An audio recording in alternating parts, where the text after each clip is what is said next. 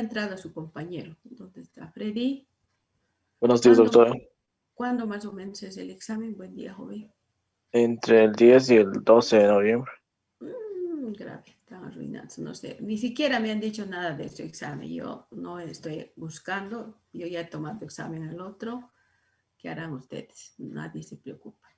Joven, ¿hasta cuánto es el calendario académico esta gestión? ¿Hasta qué fecha? Hasta el 7 de enero. Ay, y después de año nuevo vamos a tener que pasar clases. Sí, la vacación, si no me equivoco, el 20 de diciembre más o menos, hasta enero. No, nosotros vamos a terminar más o menos en noviembre. A fin de noviembre vamos a terminar todo el programa. Estamos yendo nomás descansando a buen ritmo y mañana vamos a terminar esto y luego, supongo, o también hoy día, y luego vamos a hacer defensa de caso problema de amigdalitis, defensa de caso problema para el día lunes, amigdalitis y también infección respiratoria baja.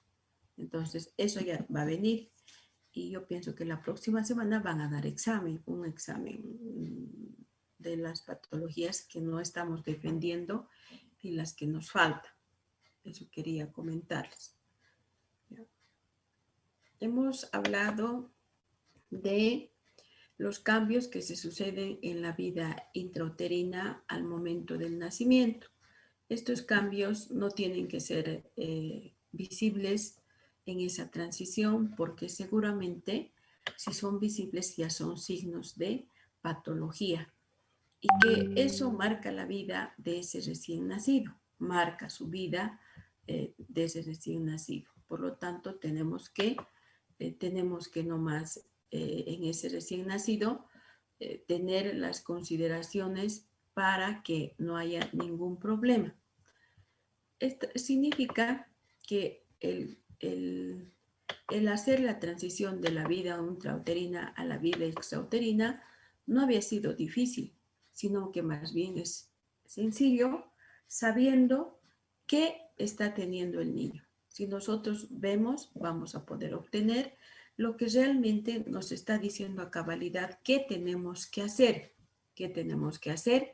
Porque si no logramos identificar los signos de peligro que está teniendo ese niño, seguro que va a tener una complicación.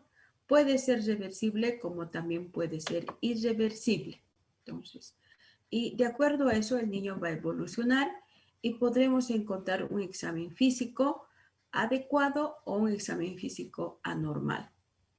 El examen físico es así de rapidito, donde no hay necesidad de hacer grandes maniobras ni ser importantes en el conocimiento, solo ver o mirar lo que el niño nos está mostrando.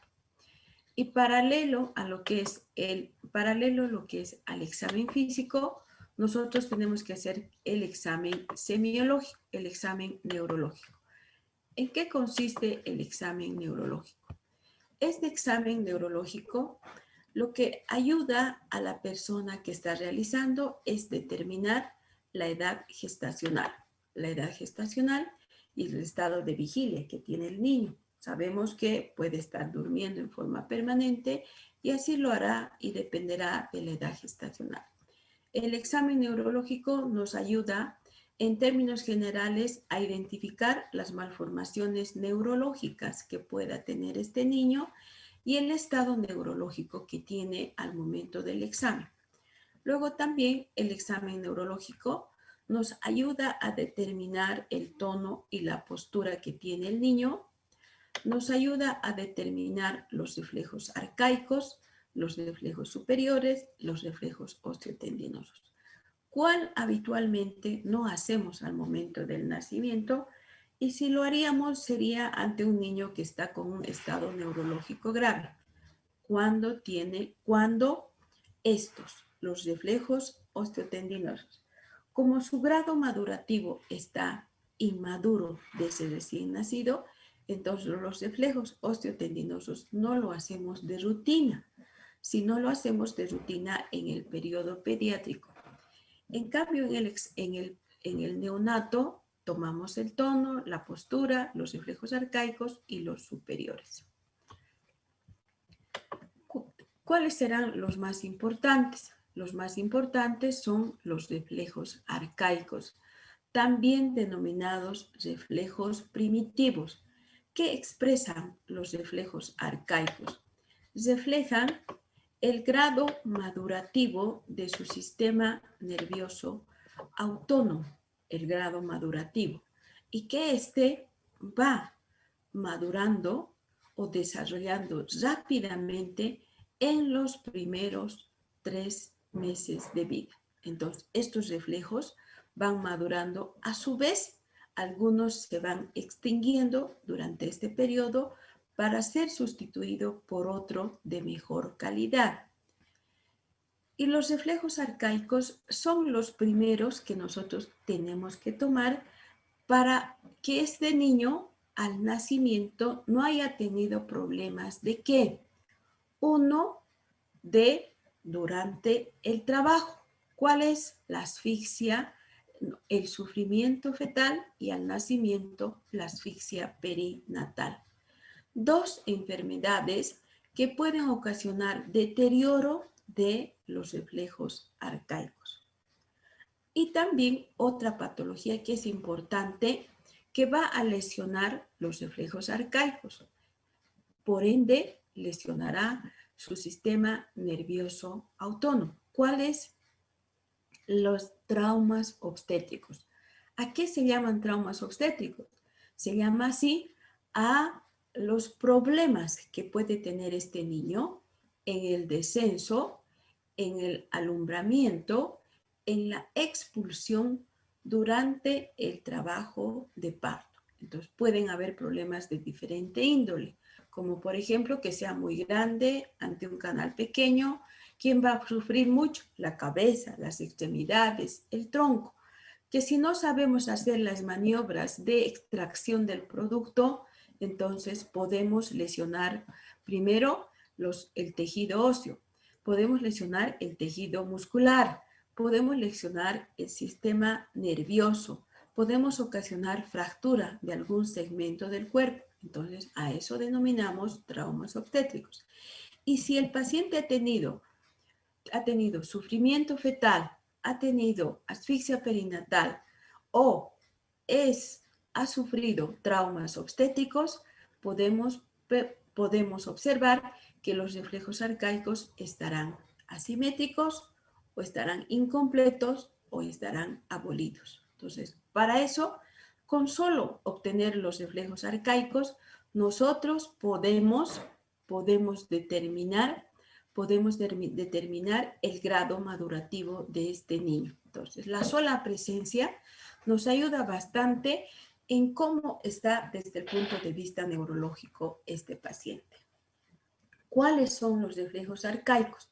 El reflejo de la marcha automática, el reflejo de los 4 puntos cardinales, el reflejo de prensión plantar, el reflejo de prensión palmar, el reflejo de Galland y el reflejo de Moro.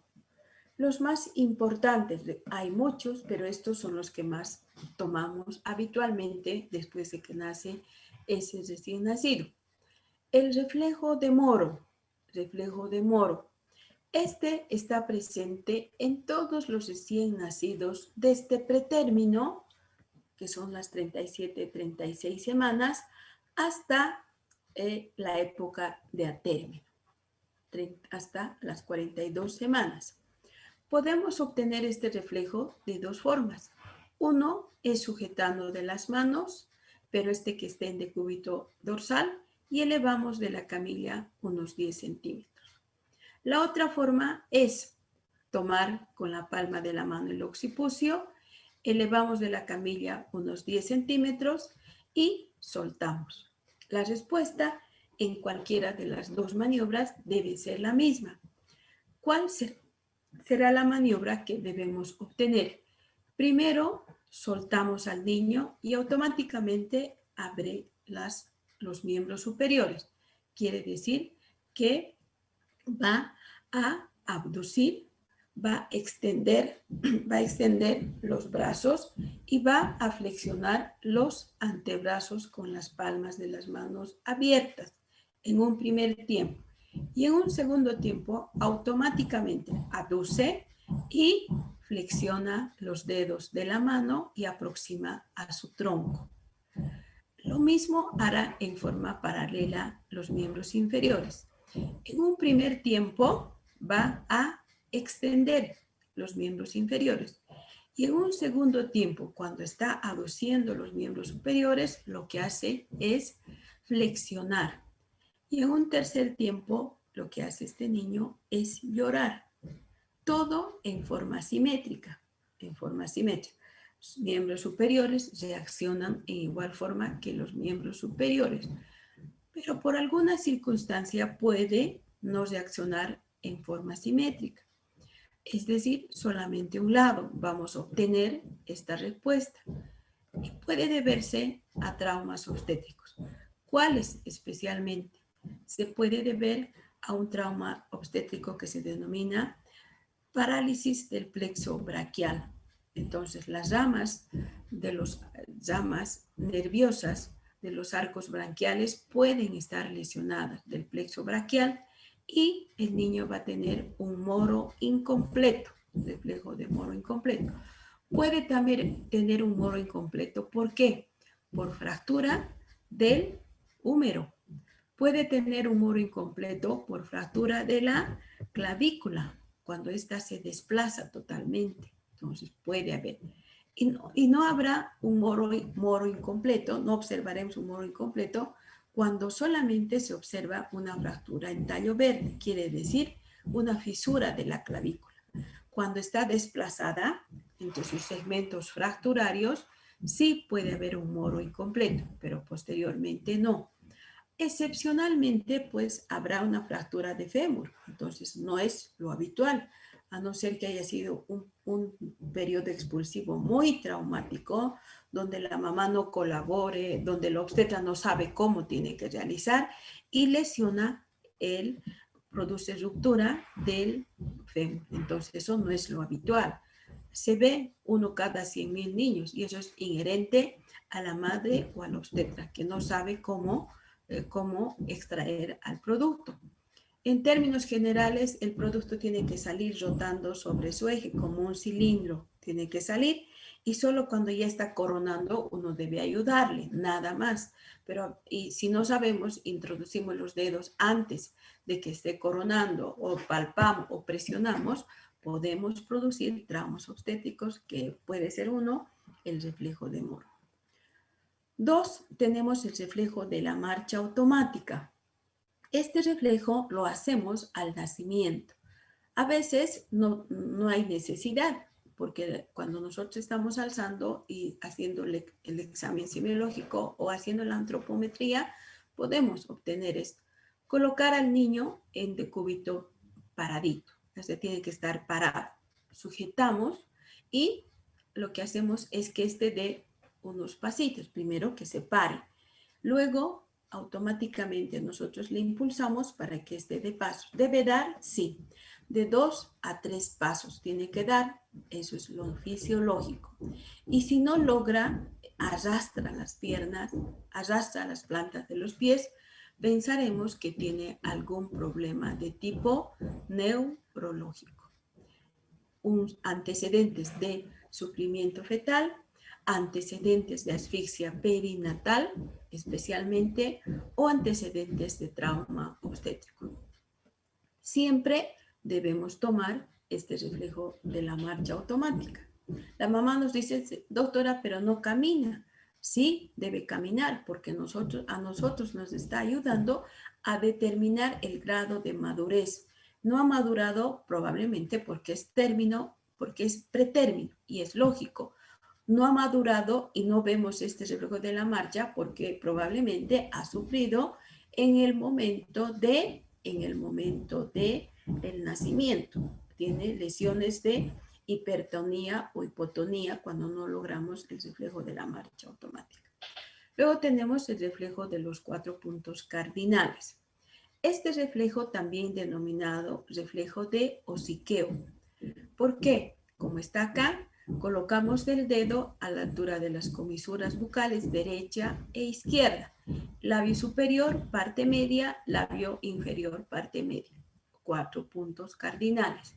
Y el niño va como respuesta, lo que hace es llevar los labios hacia el lugar estimulado. Por eso se denomina reflejo de hociqueo, que debe estar presente en todos los recién nacidos a término, a partir de las 36 semanas de edad gestacional.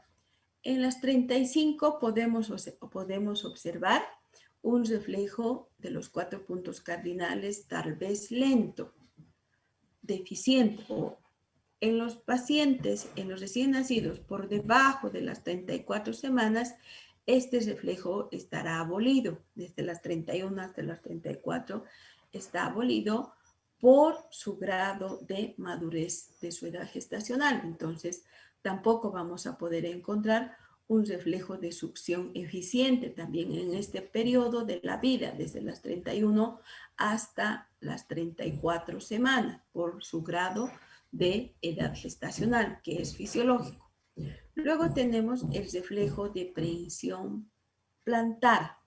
El reflejo de prehensión plantar. Como está en esta diapositiva, el dedo del examinador o un objeto romo va desde el tobillo, cara externa de la planta del pie, raíz de los dedos del pie, hasta terminar en el dedo gordo. Suspendemos el estímulo y el niño tiene que tener la dorsiflexión de todos los deditos. Dorsiflexión, primero los extiende y luego los trata de aproximar a la cara dorsal del pie. Todos deben extenderse y flexionarse en forma de abanico. ¿Puede suceder que uno no más? Sí, puede suceder que solamente el dedo gordo flexione, la dorsiflexión del dedo gordo, que se denomina signo de Babinski. Signo de Babinski. Y que ese signo es patológico propio de enfermedades neurológicas, por no decir propio de la meningitis. Luego tenemos el reflejo de prehensión palmar. Colocamos un objeto romo en la palma de la mano del niño o un bolígrafo y el niño automáticamente lo que hace es sujetar ese objeto, que entonces flexiona los dedos tratando de tomar el objeto que le colocamos en la palma de la mano. Luego tenemos el reflejo de Galland. El reflejo de Galland es un reflejo que lo podemos tomar en decúbito ventral, así como está aquí.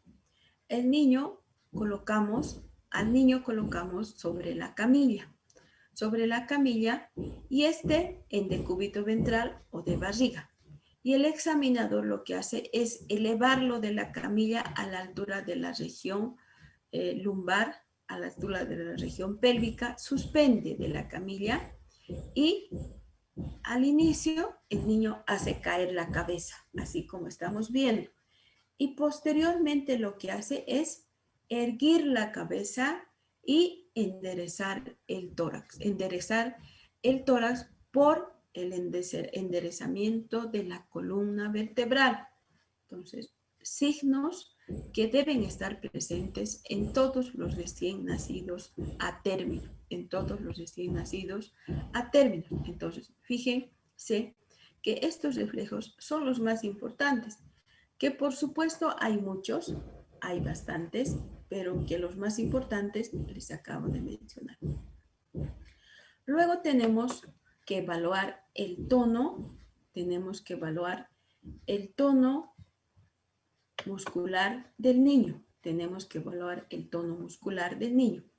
Y este tono, si ustedes se dan cuenta, lo que estamos acabando de hablar, son signos que algunas veces lo hacemos y algunas, en la gran mayoría ya no. ¿Por qué? Porque con los simples movimientos que hace el niño, uno ya en forma paralela, recuerden que el médico tiene que estar viendo y tiene que estar pensando que viene a posterior. No sé si les pasa, pero habitualmente me pasa que el médico, cuando nos dicen bueno, tenemos que ver que esté caminando, a su vez tenemos que ver que esté comiendo y que no se caiga, o tiene que estar elevando la mano superior. Entonces, varias actividades al mismo momento tenemos que contemplar. O decir, bueno, si está levantando la mano, probablemente después tenga que llevar hacia atrás, si nosotros le hemos dicho. Entonces, si no vemos todas esas respuestas y no estamos pensando en ese momento en dos cosas al mismo tiempo, quiere decir que nuestro desenvolvimiento como médicos generales no va a ser tan ideal. Entonces, el médico lo que hace es anticiparse. Entonces, nosotros tenemos que estar pensando ya, si la mamá nos está diciendo que el niño ha vomitado, entonces ya tenemos que ir buscando en el niño signos de deshidratación. Si la mamá nos dijo que tiene diarrea, entonces diarrea con sangre, nosotros tenemos que ya pensar que la diarrea con sangre no solo va a ser por bacterias, sino va a ser por parásitos, y a su vez pensar cuál va a ser el antibiótico más eficaz, viendo a la mamá, viendo al niño, y el antiparasitario eficaz y cuál el más apropiado para las diarreas con sangre que son de origen parasitario. Entonces, pensar dos cosas siempre al mismo tiempo para que seamos médicos de éxito. Entonces, habitualmente lo hago yo así y se supone que ustedes también lo tienen que hacer así. Entonces, cuando vamos haciendo el examen físico, no hay necesidad algunas veces de evaluar el tono, porque nosotros ya estamos viendo los movimientos, pero para eso tenemos que tener el conocimiento. El evaluar el tono se divide en tono pasivo y se divide en tono activo. ¿Qué es el tono pasivo? El tono pasivo es la resistencia que ofrece el músculo ante la presión, ante el estiramiento, ante la movilización pasiva, y que se traduce esta exploración se traduce por una respuesta de una consistencia, que nosotros vamos a poder observar la consistencia, la extensibilidad y la pasividad que tiene ese músculo. Cuando vamos a evaluar el tono pasivo, debemos hacer algunas maniobras. ¿Qué maniobras son más importantes para evaluar el tono pasivo? Y que nosotros a veces ni hacemos esta evaluación, pero ya decimos tono pasivo adecuado, normal para su edad gestacional. El signo de la bufanda. El más importante, este es el signo de la bufanda. Este es observable más fácilmente en todos los recién nacidos a término. El niño, el recién nacido, debe estar en decúbito dorsal, echado. Agarramos de la palma de la mano y lo que hacemos es llevar hacia el lado contrario, de manera que la mano debe llegar hacia el hombro, debe llegar hacia el hombro. Y en términos generales, el codo debe coincidir con la línea media de la columna vertebral. Debe llegar hasta ahí en todos los recién nacidos a término. Y la respuesta será de que se queda en esta posición unos 2 segundos y automáticamente vuelve a su posición normal. Quiere decir, flexiona y extiende y aduce. Cuando es un recién nacido a término. Pero cuando es un recién nacido pretérmino, no solo puede el codo llegar a la altura media, sino sobrepasar y el brazo llegar hasta detrás del hombro. Es normal y paulatinamente volverá a su posición normal. En los niños que tienen daño neurológico, este miembro examinado se queda ahí, no vuelve, se queda mucho tiempo, entonces está en hipotonía, o no se queda, inmediatamente regresa a su estado original. Entonces tiene fenómenos de hipertonía. Tiene fenómenos de hipertonía. Perdón un ratito, voy a hacer algo.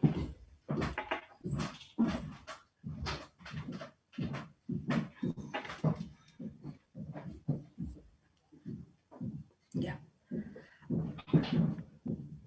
ese es el primer signo que nosotros tenemos que realizar cuando estamos queriendo evaluar el tono pasivo.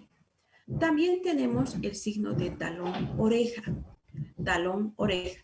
Los niños al nacimiento generalmente, ¿qué llevan? El pie a la boca. Llevan, o sea, por los movimientos de extensibilidad que tienen marcados hacia esta época y que se puede prolongar hasta más allá del periodo de recién nacido.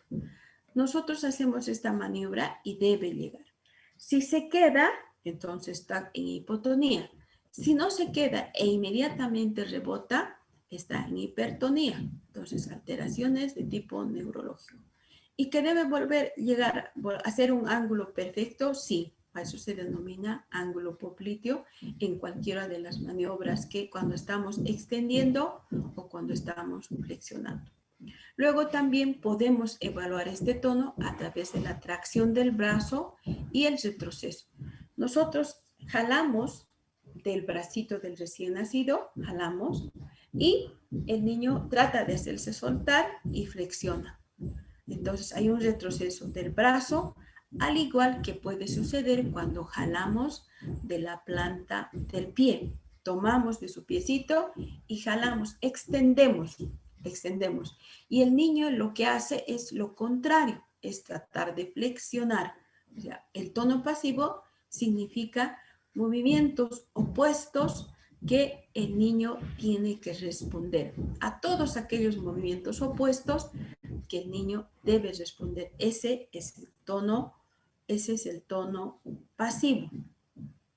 En cambio, el tono activo, están dando cuenta que si ustedes saben, tienen el conocimiento, no hay necesidad de hacer porque el niño está moviendo, está flexionando y está extendiendo, está estirando, se está moviendo, está rotando, esta rotación interna, rotación externa, hace movimientos opuestos. Entonces, un tono pasivo visible.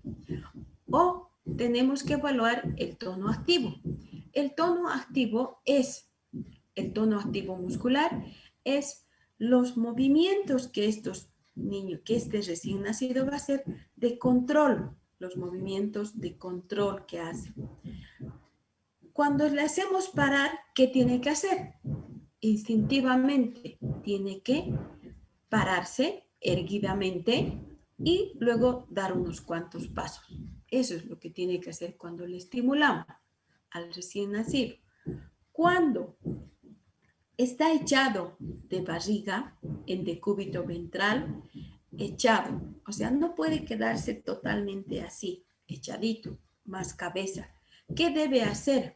Debe tratar de erguir el tórax, debe tratar de levantar la cabeza, debe tratar de flexionar los miembros superiores, debe tratar de levantar la caja tóraco-abdominal y debe tratar con la punta de los dedos de los pies de elevar los miembros inferiores. Entonces, no queda pasivamente en un movimiento, sino él trata de elevarse en cualquiera de los movimientos. A eso se denomina suspensión ventral.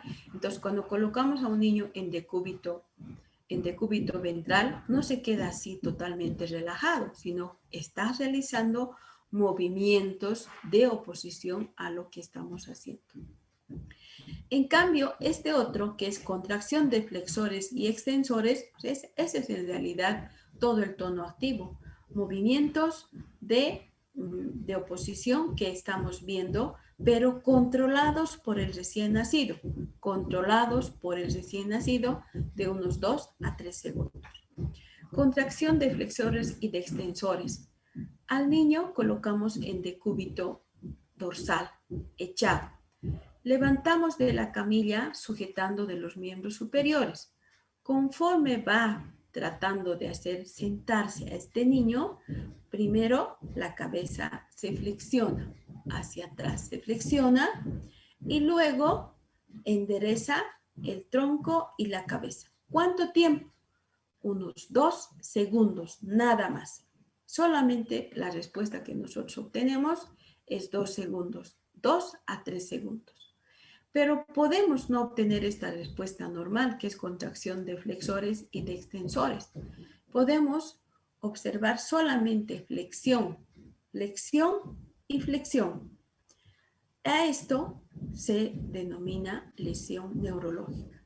Quiere decir que su tono no está activo en este niño. No hay un tono activo de ese recién nacido.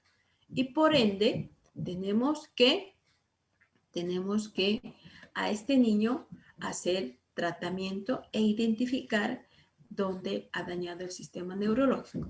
En el periodo de trabajo de parto o al nacimiento, o durante el periodo de expulsión, o durante sus primeros minutos de vida, que no hayamos recepcionado adecuadamente a este recién nacido.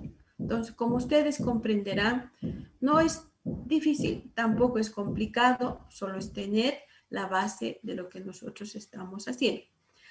Evaluar los reflejos superiores. ¿Cuáles serán?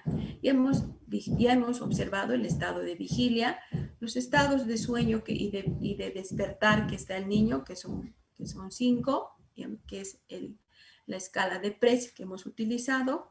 Luego, al nacimiento, el niño tiene perfectamente desarrollada la audición, escucha, también el tacto, entonces siente las asperezas, la suavidad, el caliente, el frío, donde él hace movimientos de retirada.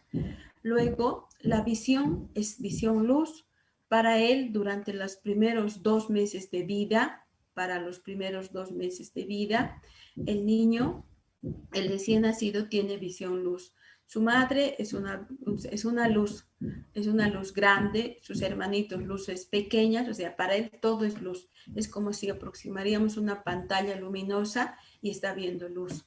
Entonces, cuando nosotros tenemos desconocimiento de eso y estamos tapando la pantalla de la luz, igual, o sea, aunque tapemos con un metal donde no vamos a poder, se va a tapar totalmente esa pantalla luminosa para el niño, igual va a seguir viendo luz hasta los 2 meses. Y a los 2 meses recién el niño pierde lo que es ese fenómeno de visión luz y empieza a ver con claridad. Empieza a ver a la mamá, a los que rodean en realidad a ese niño, todos los objetos que están en su alrededor, ya empieza a ver con claridad. Por eso que hacia los 2 meses, inclusive algunas mamás dicen, doctora, desde ayer tiene sus ojos grandes. ¿Por qué? No es porque alguna enfermedad, sino es porque recién está viendo claramente. Luego el sentido del gusto también está presente, muy desarrollado en algunos, inclusive genéticamente predispuesto en algunos para rechazo de algún tipo de alimento. Entonces tenemos que ver que los reflejos arcaicos superiores sí están presentes, algunos a cabalidad. Este niño que acaba de nacer puede tener algunos cambios que no se ven en otros periodos de la vida del niño. No hay otros cambios. Solamente es en este periodo de la vida del niño. ¿Cuál es el primer cambio que tenemos que observar y vigilar durante sus primeros momentos de vida? La respiración. La respiración. Al nacimiento, este niño tiene un esfuerzo respiratorio que se va a traducir este esfuerzo respiratorio por movimientos tóraco-abdominales. Movimientos tóraco-abdominales. Y conforme va pasando los momentos o el tiempo, se va a instaurar la respiración, es decir, una frecuencia respiratoria acorde, que va a ser de 30 a 60 respiraciones por minuto y que solo en este periodo de la vida del niño se puede observar.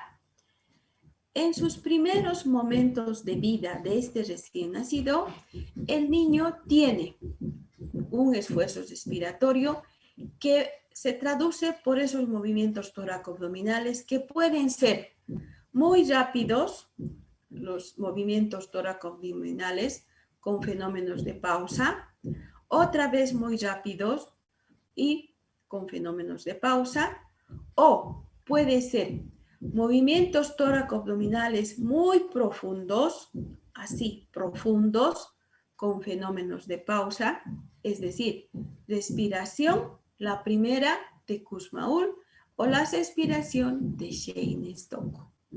¿Puede tener pausas respiratorias? Sí, aproximadamente de 2 a 3 segundos. Vean, en todo lo que hace este recién nacido no debe superar los 3 segundos. O sea que cuando nosotros estamos frente a un niño, cuando el interno está frente al niño 1 hora, realmente ahí aprende si tiene vocación para ser pediatra. Si no está parado 1 hora y ve al niño la 1 hora, entonces va a ver que hay grandes cambios que cuando pasaba de largo, para él estaba todo normal. Esta respiración que tiene este niño, estos primeros momentos de vida, no supera de las pausas de 3 segundos. Si pasaría de los 3 segundos, dura 5 segundos, dura más, entonces esta pausa respiratoria es una probablemente apnea. Apnea secundaria. ¿Cuándo se denomina apnea secundaria? Cuando hay cese de la respiración más disminución de la frecuencia cardíaca por debajo de 120 latidos por minuto. Y que eso dice daño, uno, neurológico, dice trastorno metabólico, dice problemas infecciosos, dice traumas obstétricos. Entonces, la apnea que tiene el niño no es imperativo de un solo órgano, sino de varios órganos que el niño va a tener. También tenemos otro cambio que es importante y que ustedes ya lo saben. Al nacimiento, el niño, ¿cómo está? Sumamente pletórico. Puede estar rubicundo, puede estar pálido, pero lo que llama la atención es que es un edema de tipo generalizado. Edema generalizado. De la cabeza hasta los pies. Edema que inclusive a veces durante el primer día no puede por el gran edema que tiene la apertura palpebral. ¿En quiénes no es visible la apertura palpebral? En los macrosómicos, en los niños grandes para la edad gestacional. ¿A quién se denomina macrosómico? Aquel recién nacido que nace con una edad gestacional mayor a 42 semanas. Generalmente los macrosómicos son productos de madres con diabetes gestacional, son madres que tienen alguna patología de base, donde ellas son grandes obesas y por ende también sus productos van a ser grandes para la edad gestacional. A eso se denomina macrosómicos y que su cabecita supere los 37 centímetros de perímetro cefálico, de diámetro. Entonces, a ellos. Entonces, estos, en el primer día, a veces se los ve la conjuntiva del globo ocular, pero ya terminado el primer día, recién tienen la apertura palpebral. Y estos niños, sean macrosómicos, sean a término o sean pretérmino, los pretérminos no tienen ningún grado de infiltración de líquidos en sus tejidos, especialmente muscular, especialmente celular. Solamente tienen un exceso de líquidos donde en el espacio extracelular y los atérminos tienen acúmulo de líquidos en todos estos órganos que les acabo de mencionar y que se debe a la gran cantidad de líquidos que hay en el espacio extracelular, que tiene que ir disminuyendo durante la primera semana, de manera que hacia el 7º día debe tener el peso de recién nacido, el 7º día. O sea, baja hasta el 5º día. Y el 5º día hasta el 7º día empieza a subir para que tenga el peso de recién nacido. ¿Cuánto debe perder líquidos del espacio extracelular en los atérminos? 10%. ¿Cuánto debe perder líquidos del espacio extracelular en los pretérminos? Un 15%. Un 15%. O sea, es previsible que haya esa pérdida debido a ese exceso de líquido porque le estaba nadando en un ambiente líquido. Ya hemos hablado de los cambios que se van a suceder en la pared abdominal inherente a el ombligo. El ombligo es una parte del tejido muerto que debe ir momificándose en todo este tiempo y que debemos hacer la limpieza, como hemos mencionado, independientemente de las formas de ombligo.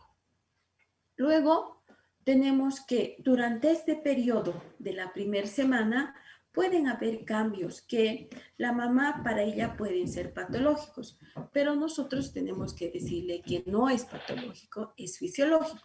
La mamá, el pediatra gana por estas dos. Al día gana unas 2 veces por esto, porque la mamá no sabe. Entonces, hay que ser pediatras. Van a ver que van a ganar a veces de nada, porque la mamá entra en crisis. En crisis emocional porque piensa que su bebé tiene algún problema, tiene algún tumor. ¿Cuál es la presencia del aumento de tamaño de la glándula mamaria, tanto en las niñas como en los niños?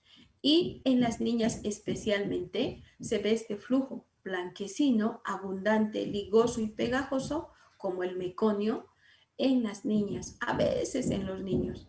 ¿A qué se debe? Se debe al paso por la leche materna o al influjo hormonal que pasa por el torrente sanguíneo al momento de ligar el cordón. 2 hormonas que son la oxitocina y prolactina, 2 hormonas que pasan y que tienen el mismo estímulo en el recién nacido. ¿Que requiere tratamiento? No requiere ningún tipo de tratamiento, no hacemos tratamiento para eso, solo hacemos nomás la limpieza prolija de esto en forma diaria y no va a pasar nada, porque se va a mezclar, se va a contaminar con orina, se va a contaminar con materia fecal, y para que ese niño no tenga problemas de infección en esta región o como infección urinaria, debemos hacer el aseo prolijo o bañar desde el segundo día de haber nacido o después de las 24 horas de vida. Luego el niño puede tener, va a tener su eliminación de sus primeras deposiciones, que se denomina meconio. Este meconio el meconio está presente desde el momento del nacimiento. ¿Qué es? El meconio son las primeras deposiciones de color negruzca, alquitranada, sumamente adherentes, pegajosas, que están en el lumen intestinal y que deben ser eliminadas. Deben ser eliminadas durante los primeros 3 días de vida,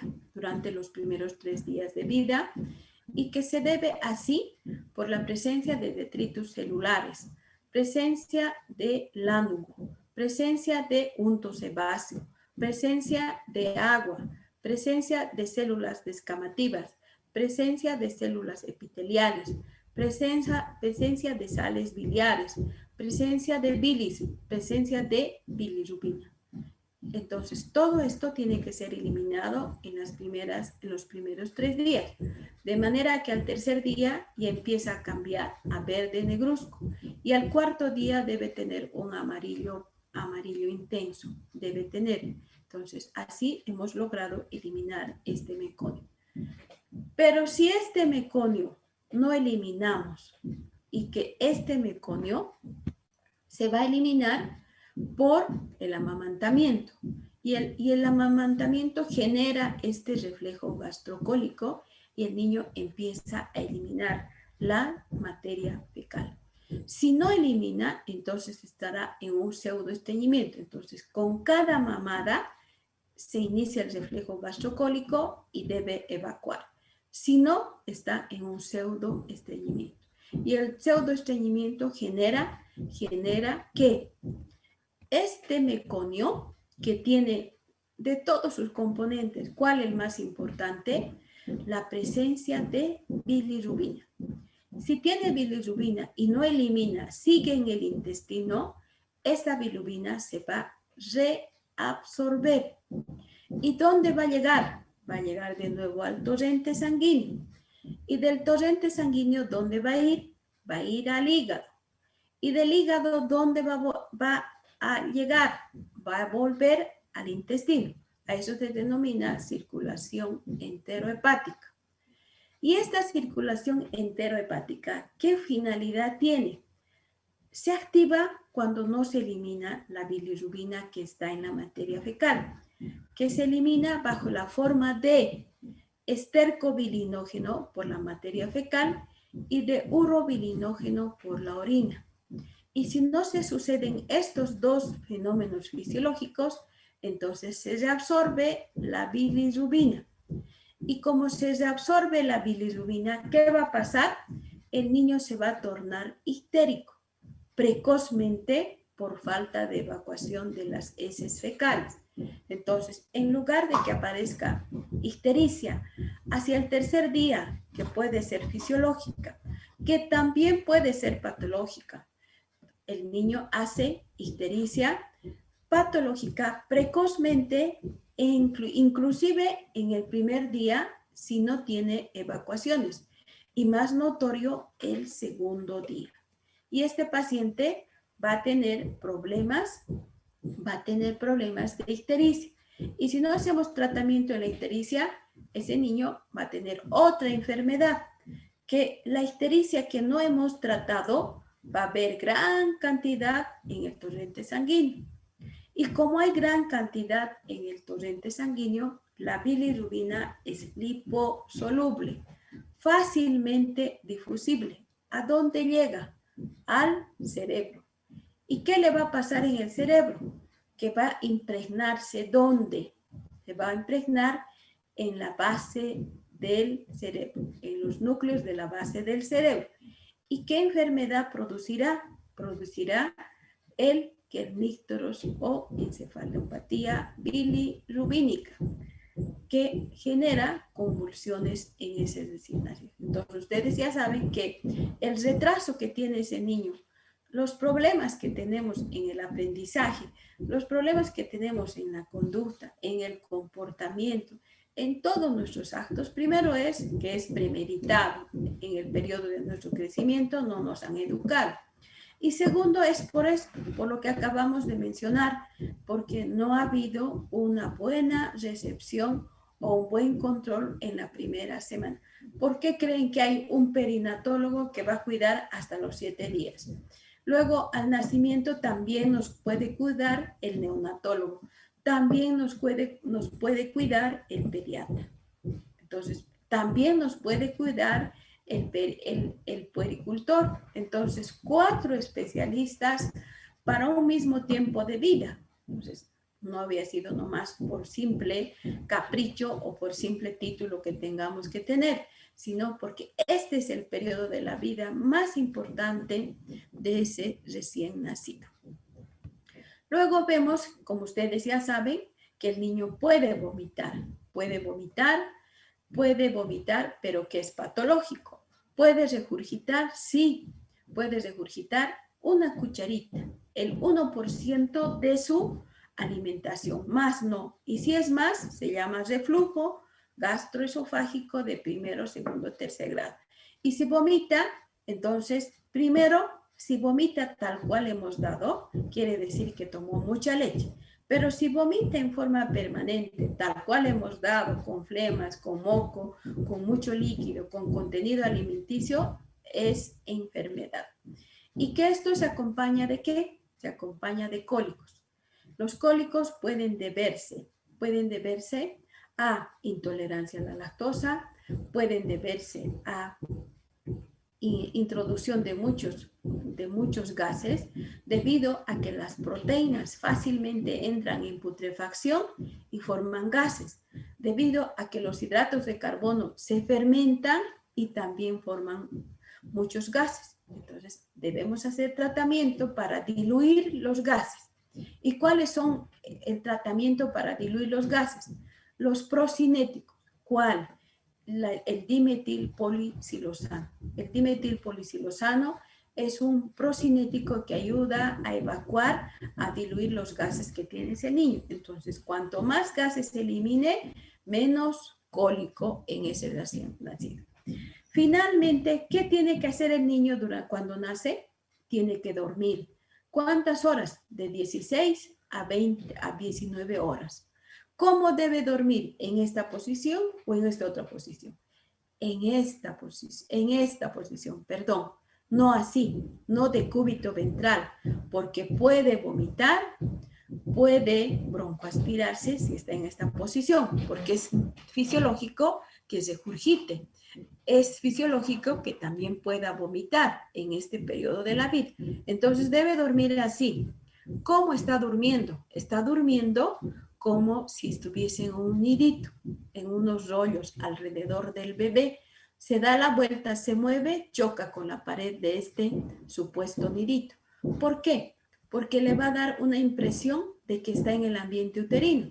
Y cuando está en el ambiente uterino, el niño se mueve por cualquier lado, pero siempre está seguro de que no le va a pasar nada. ¿Por qué? Porque las paredes uterinas le contienen por arriba, por abajo, por delante, por detrás, por cualquier lado. Entonces le da seguridad en su movimiento.